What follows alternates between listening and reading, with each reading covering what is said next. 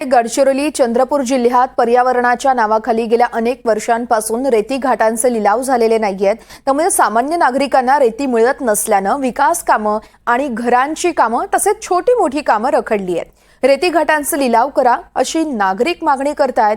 तसेच घाट सुरू नसल्याने रेती चोरीचंही प्रमाण वाढलंय।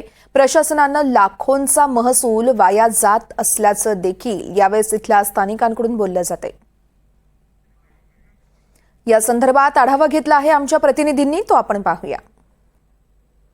गडचिरोली जिल्ह्यामध्ये अधिकृत रेतीघाट अद्याप सुरू झालेले नाही, त्यामुळे घरकुलांचे प्रश्न असू द्या, घरांचे किंवा ग्रामस्थांचे घरांचे प्रश्न असू द्या, सर्व प्रश्न उपस्थित झालेले आहे आणि रेती चोरींचे सुद्धा प्रमाण वाढलेले आहे।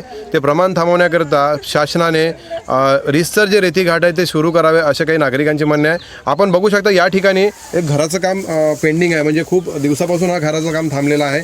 त्याच्यासोबतच घरकुलाचे कामंसुद्धा इथे थांबलेले आहेत आणि गडचिरोली जिल्ह्यामध्ये अशा पद्धतीचे घराची कामं थांबण्यामागचे कारण असे आहे की महसूल विभागातर्फे अजूनपर्यंत रेतीघाट उपलब्ध करून दिलेले नाही।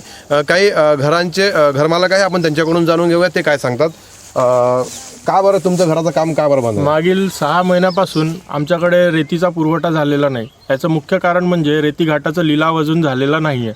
महत्त्वाचं कारण असं आहे की सध्या रेतीघाटाचा लिलाव न झाल्यामुळे चोरीच्या रेतीने बांधकाम करणारे व्यावसायिक खूप असल्यामुळे सध्या आम्हाला रेतीचा पुरवठा होत नाही आहे। चोरीची रेती आहे पण ते आम्हाला परवडत नाही। शासनाने आम्हाला जो निधी दिला आहे त्या निधीमध्ये आम्ही काही घर पूर्ण करू शकत नाही।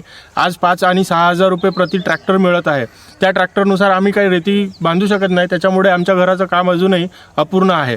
तरी शासनाला माझी हीच विनंती आहे की लवकरात लवकर रेतीघाटाचे लिलाव करून आम्हाला आमच्या घराचे काम करण्यासाठी लवकरात लवकर रेतीघाट लिलाव करून आम्हाला रेती उपलब्ध करून द्यावी, हीच विनंती आहे।